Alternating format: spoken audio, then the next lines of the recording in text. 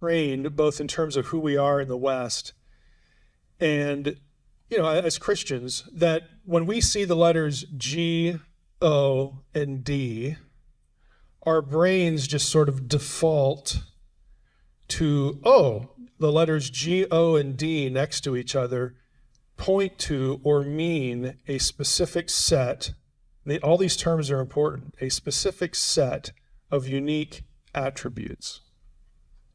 That's just the way we're trained to think, which is why it kind of creeps us out if you put an S on the end.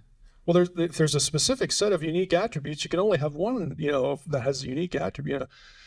And the biblical text actually informs us that that's just a flawed trajectory. That's a flawed way to think about, the subject matter, because the biblical writers use Elohim, again, of 5 or 6 different, things other than the God of Israel, including the deceased human dead, like in 1 Samuel 28. Again, you know the drill, you've read the material. But the text itself tells you that biblical writers did not think about the word Elohim the way we are taught to think about the letters G, O, and D. Now, our theology about the uniqueness, the ontological uniqueness of the God of the Bible is correct, but it does not derive from a word. Okay, it doesn't derive from a term like Elohim. We get that from the way one particular Elohim is described in a variety of passages. So Yahweh is an Elohim, and there's a bunch of Elohim, but no other Elohim is Yahweh. And again, I've argued, and just another little story here. I presented a paper at an international SBL meeting in Edinburgh. And my topic was, are Yahweh and El distinct deities in Psalm 82 and Deuteronomy 13? And I know, look, basically everybody in the room is going to think that they're separate deities and we've got polytheism, but I'm going to argue against this in this paper. And I got to this point about, hey, look, a biblical writer is not going to be thinking, well, my deceased aunt or my little boy or my little girl that died and is now, on the other side in Sheol or whatever, that they're on an ontological par with the God of Israel. Well, they have to be, Mike, because they're all called Elohim. The gods of the nations, they're the same as the God. No, they're not. That's not what they're thinking. But to hear scholars talk about the term Elohim and then say, if the plurality of it means polytheism, that's what they're doing. They're just defaulting to this notion that the word means a specific set of unique attributes, when it clearly doesn't. That's not their theology. No one is going to be thinking on those terms. So I'm going through this, and I said, I got to the punchline, I guess, and scholars, the punchline is that you don't necessarily laugh, okay? But I said, all Elohim is it's a word you would use to describe a resident of the disembodied spiritual world. That's all it is. We don't need to slap attributes on it, and then if we have more than one of those, now we have polytheism. That's not what they're thinking. It's not what the biblical writers are thinking anyway. So I had noticed right when I was at the beginning of this paper, a guy came into the room, and it was Nicholas Wyatt. Okay, I really like Nicholas Wyatt. He's an Ugaritic scholar, ancient Near Eastern studies scholar. But I know he's like, we're not on the same page in a number of things. So when he came in the room in the back, I thought, boy, this could be really interesting. Because it's like, it's Nicholas Wyatt, he could just destroy me here. And my wife was with me, and I thought, this could really get bad. And so when I get to this point and I say, look, all Elohim is a word you would use to describe a member of the disembodied spiritual world. Wyatt stands up in the back of the room and says, yes. It was like, what are you going to do, start the wave or something? And it was so gratifying, to have this guy. Now, he was on his home turf. He teaches at Edinburgh, or he did anyway. So he could probably do anything crazy and nobody's going to throw him out. But just his reaction was like, finally, somebody sees this.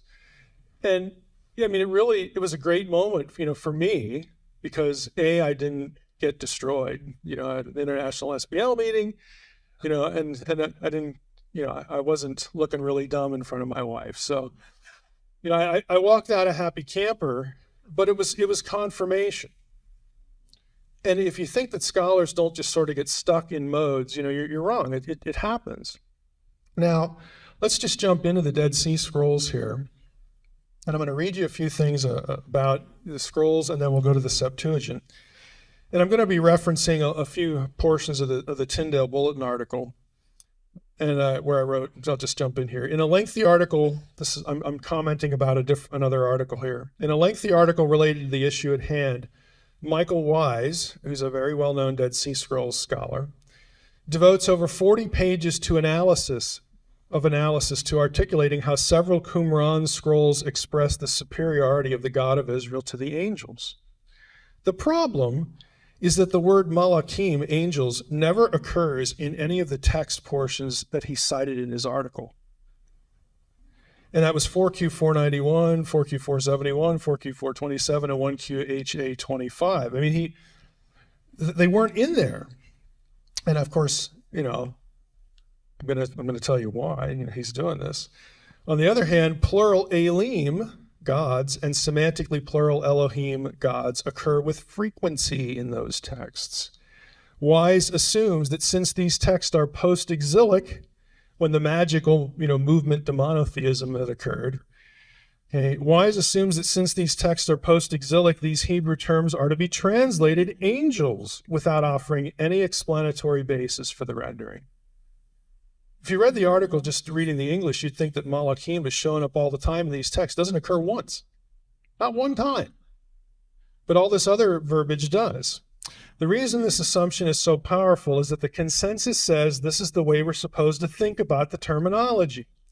A filter for interpreting that language has been imposed on the data. Carol Newsom, another noted Dead Sea Scrolls scholar, filters Qumran material through the consensus as well. In her important work on the Shabbat Shirot text at Qumran, those are the songs of the Sabbath sacrifice, Newsom uses the term angelic Elohim. Think about that. It's kind of an oxymoron. Angelic gods. What? She uses the term angelic Elohim when encountering plural Elohim in the material. There's no biblical precedent for this combination, actually, in terms of the text. And as will become evident in the ensuing discussion, there's no theological need for blunting Elohim or plural Elohim. The term malach, angel, means messenger. It describes a task. It's not an ontology. And that's the mistake. That's the error. That's when Nicholas Wyatt would start doing the wave in the back of the room. So in point of fact, let's go to a slide here. We've got only two occasions, the slide's up here, where the plural of malachim, that is angels, occurs in close proximity to Elohim, gods, or semantically plural Elohim. It only occurs 2 times in the Qumran corpus, and I'll show you the 2 texts here. There they are. In neither case is there sufficient warrant to conclude that the Qumran writers were using, were redefining these terms of pre-exilic divine plurality as angels. So here you have to the God of the exalted angels. That doesn't really tell us anything, but it's Elohim. You could say to the gods of the exalted angels or something like that. They're not the same. They're distinct. And the one at the bottom, when the gods of knowledge enter through the gates of glory and through all the exits of the holy angels to their domains. It seems you could very easily argue that this text distinguishes the 2 groups and it doesn't conflate them. These are the only 2 occurrences you get. Now, I think that's significant, in view of, again, sort of the consensus idea. In contrast, go to the next slide here. And again, you get the PDF of this, but I'm hoping, we're not going to go through the whole thing because it's small print. But in contrast, there are clear instances in the Dead Sea Scrolls where the terminology of the divine council and divine plurality occur. At Qumran, Edah, assembly, and Sod, council, appear in sectarian literature in unambiguous reference to heavenly assemblies. The familiar Adat El, the divine assembly, assembly of God, divine council of Psalm 82:1 occurs 6 times at Qumran, only one instance of which is a quotation of Psalm 82. So you got 5 times they're just bringing up divine council stuff in the Dead Sea Scrolls, and they're not quoting anything. They're just talking about it. There are also 4 instances of Adat Elohim, assembly of the gods. The variations, Edah Lakol Ele, assembly of all the gods of, and then the text cuts off. And with the gods in the assembly of the community occurred once and twice, respectively. The expression Sod Elim, council of the gods, occurs 3 times, with Sod Ele Tohar, council of the pure gods, occurring once. There are no instances of divine council terminology with the specific Hebrew lemma for angels, malachim. In other words, in the Dead Sea Scrolls, when they're talking about divine council stuff, and it comes up, a number of times, it's always with Elim and plural Elohim. In other words, they're using the language of the polytheists. They're not polytheists. Okay, they're not. But they're using language they're not supposed to be using because there was this neat evolution from polytheism. Again, the material gets filtered through an idea that has just become entrenched in the academy. But you don't actually see it. Let's see here. As far as, again, this is the council terminology. As far as members, and here's a grocery list. Let's talk about Elim first. There are 106 of these. According to Martin Abeg's database of the Qumran sectarian scrolls, there are 106 occurrences of Elim in the sectarian material.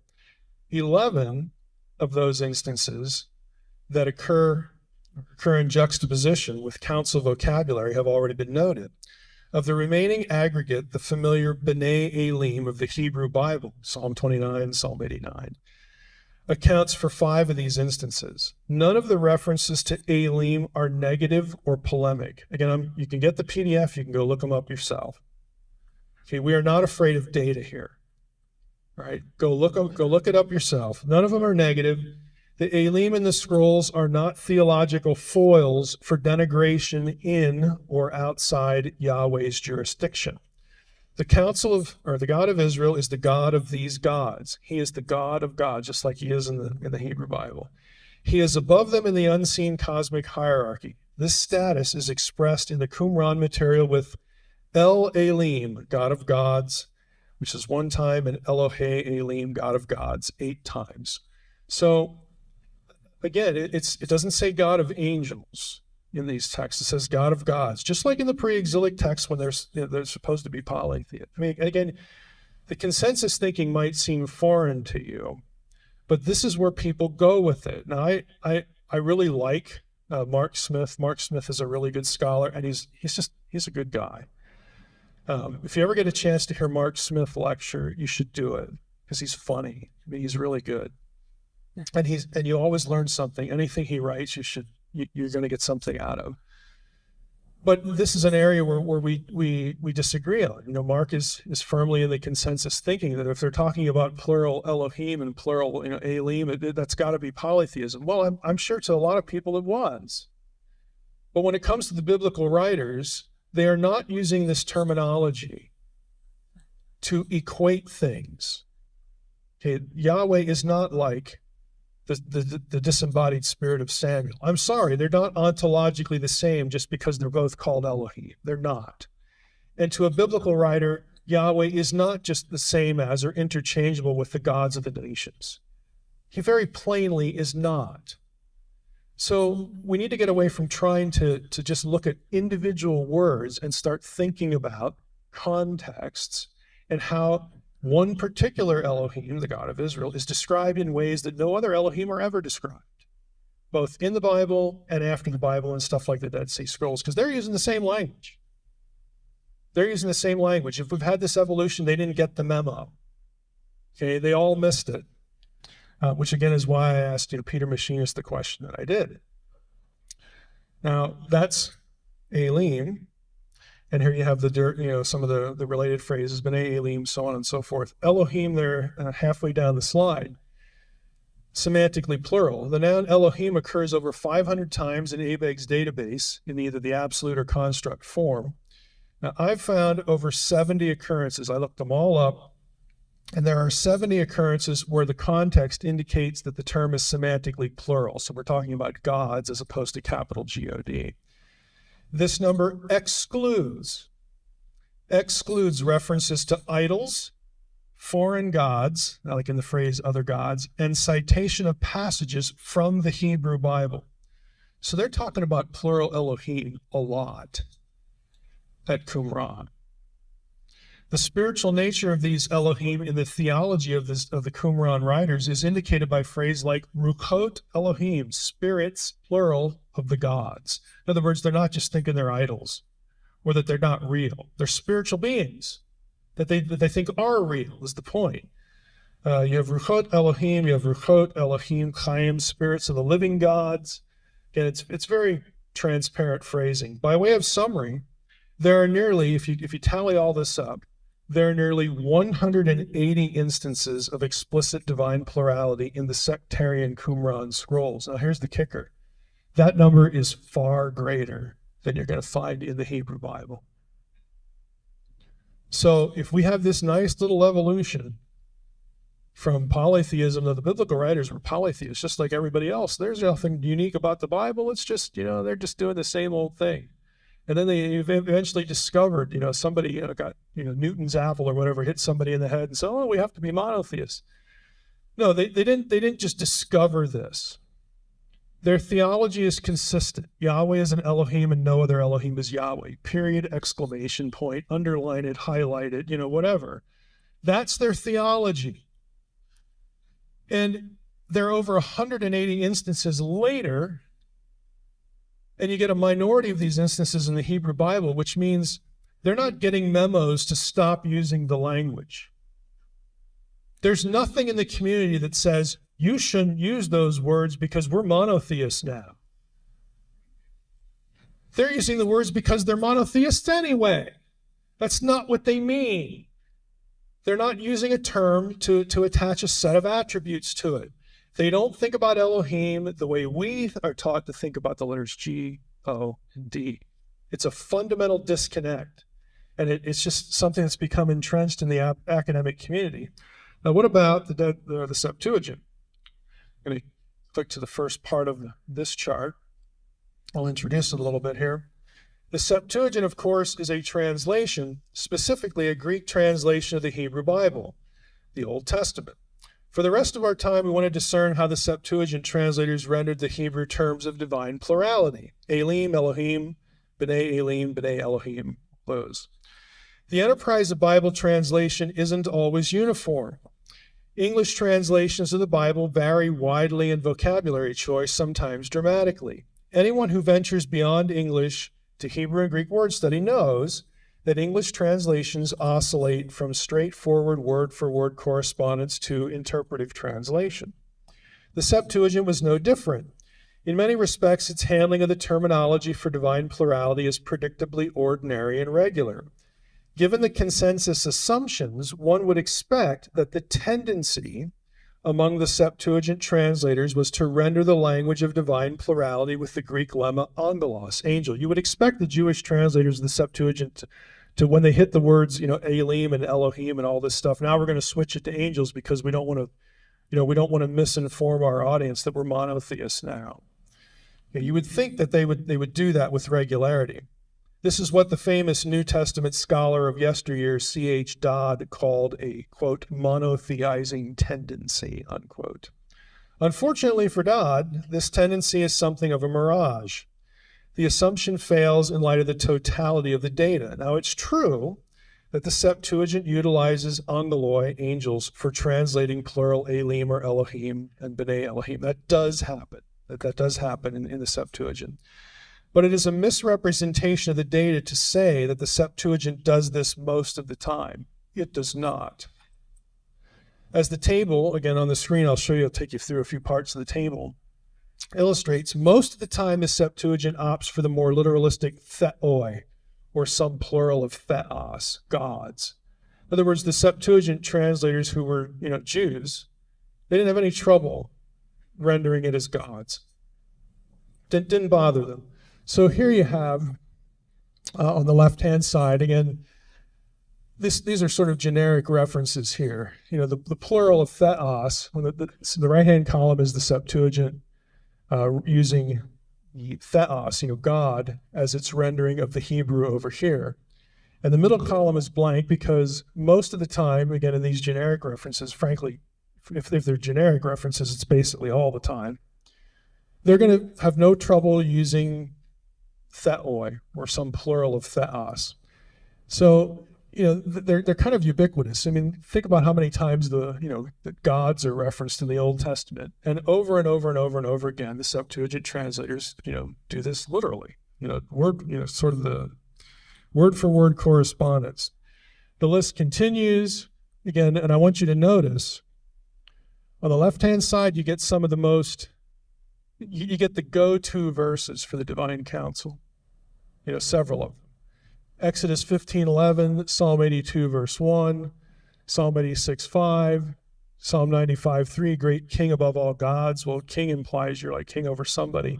Ooh, you realize, I mean, a lot of you get, you're talking to friends about this material, and you always get well, they didn't really think that the gods existed. No, yeah, that's right. Yahweh's king over nobody. But we don't want to think of that thought right now. No, he's got to be king over somebody. Okay, and that somebody there, it's Elohim. So you get all these verses.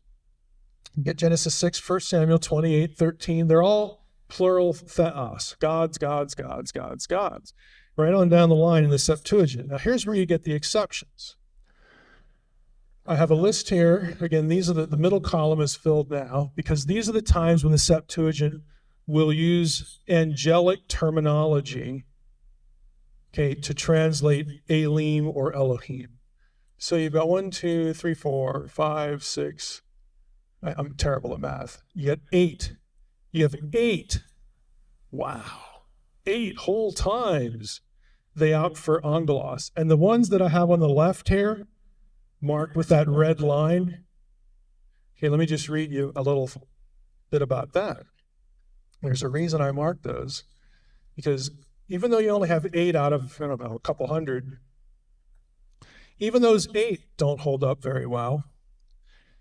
Because here's what you got.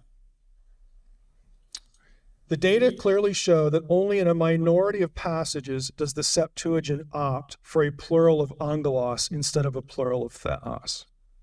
Of those instances, half have divergent Septuagint manuscript readings.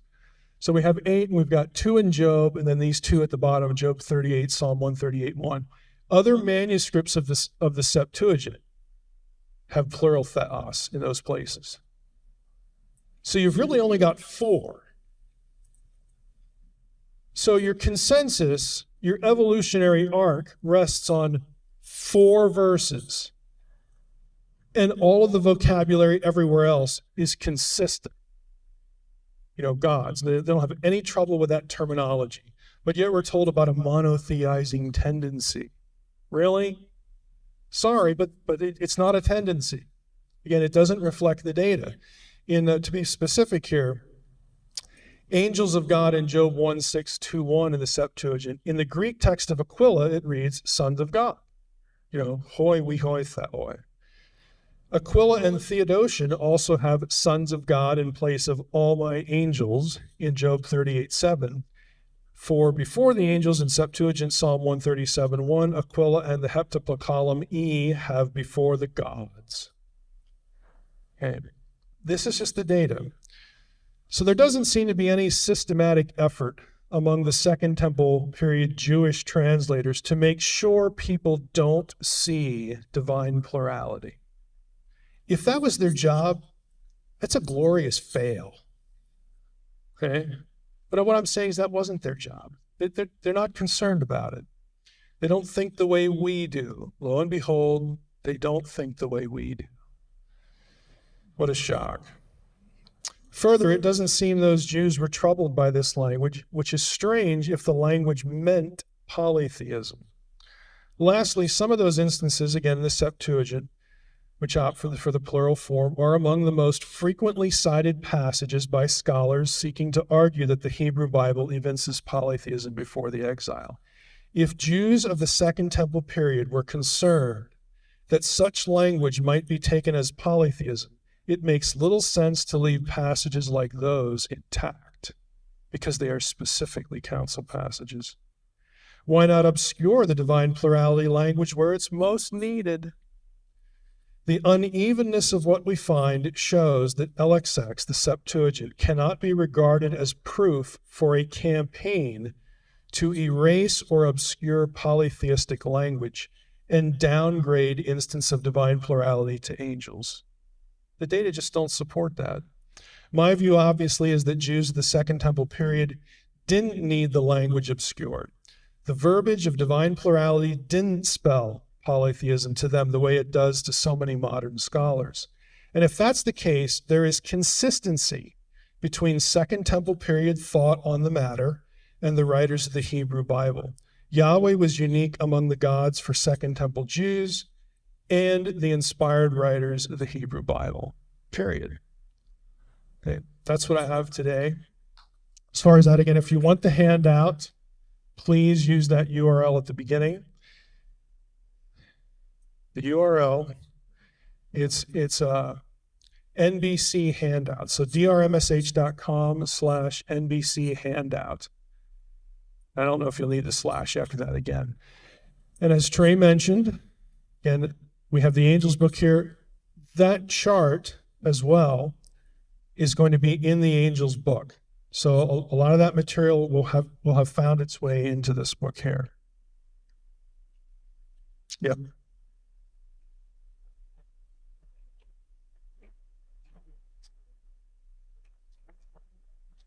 Yeah, our next speaker is Bill Arnold.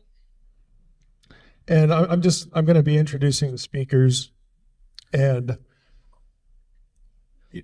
I know Bill's work from a distance. Bill, I saw you last night at the reception and just couldn't make it over to you.